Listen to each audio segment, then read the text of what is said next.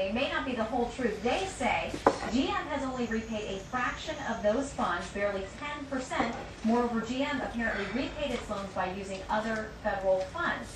Do you have an issue with that?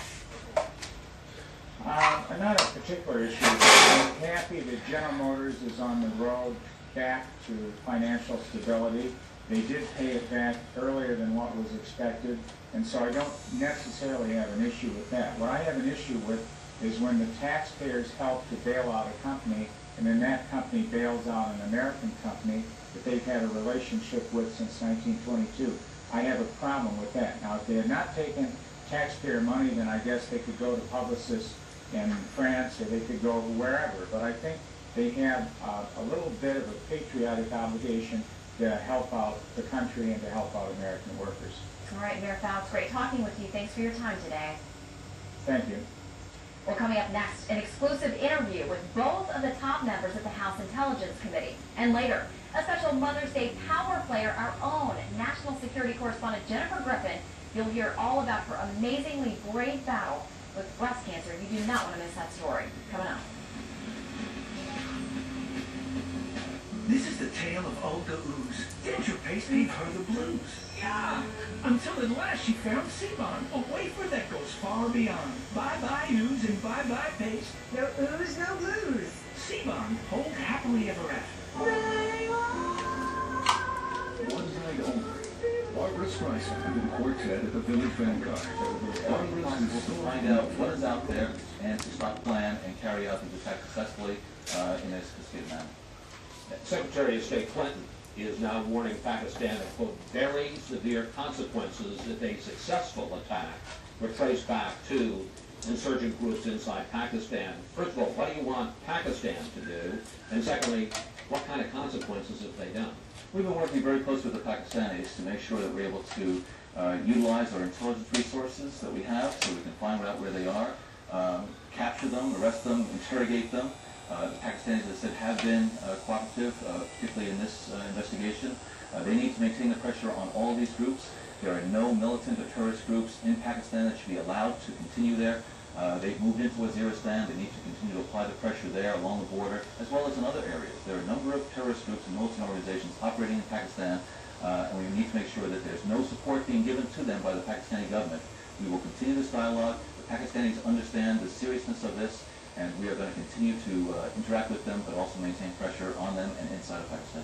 Some top Republicans are saying that the administration has been more lucky than good in some of these terror cases, given that both Shahzad and the Christmas Day attempted bomber, Abdul Muttalib, both detonated bombs that just failed to go off.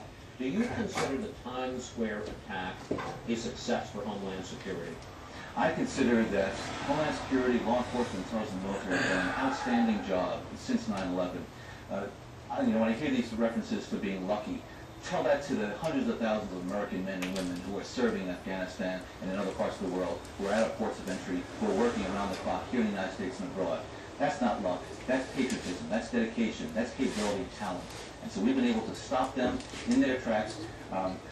They are determined. They are going to continue to look for opportunities to get here to the United States. This is something that they have pledged to do. I think we have a very strong track record, and that's why we have redundant capabilities in place. We're not lucky. We're good.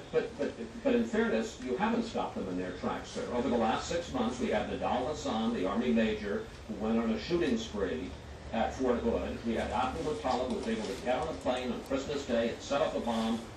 It just failed to go off, but he was able to set it off. And then we have this guy who traveled back and forth to Pakistan, put a car bomb on a Saturday night in Times Square and set it off, failed to go off. We couldn't stop them in their tracks. We've stopped many operations, tourist plots from taking place here in the United States and overseas. On a daily basis, we are being successful, finding them, arresting them, killing them, stopping these types of attacks. Sometimes they're able to penetrate those fences, get in here, take advantage of citizenship, other types of opportunities here. We need to maintain our vigilance. We need to make sure that we're not going to be complacent at all. And we're bringing to bear all the tools we have in our arsenal.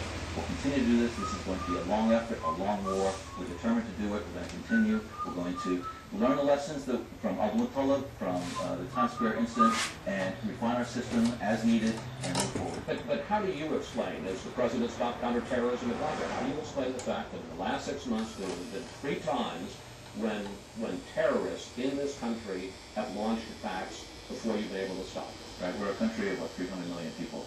We are a country that thrives on the freedoms and liberties that make this country so great.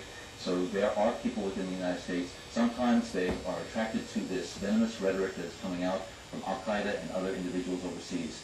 We need to make sure that we're able to find them. But there are things that can take place in this country that are going to be outside the radar of law enforcement, homeland security, and intelligence officials.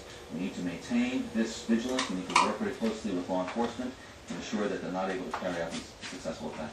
After the President's Day bombing, President Obama's initial response was to call Abdul-Muttalib an isolated extremist. And here's what Homeland Security Secretary Napolitano said last Sunday about the Times Square bomb.